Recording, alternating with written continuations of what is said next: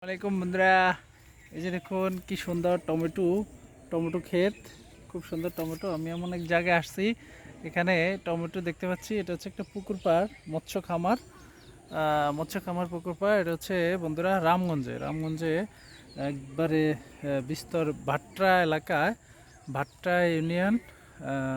এটাতে আমি আসছি বন্ধুরা। টমেটো মানে এত সুন্দর একটা ছিঁড়ে ফেলছে, আই হাই, একটা ছিঁড়ে ফেলছি। এখন কাঁচা টমেটোটা আমি বন্ধু খাবো, দেখি কীরকম লাগে।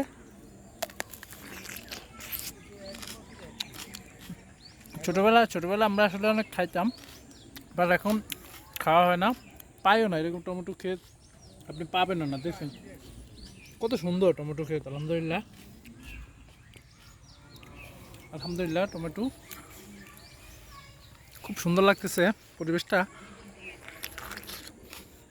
একদম নিট অ্যান্ড ক্লিন, স্বচ্ছ। এটা হচ্ছে একটা মাছের খামার।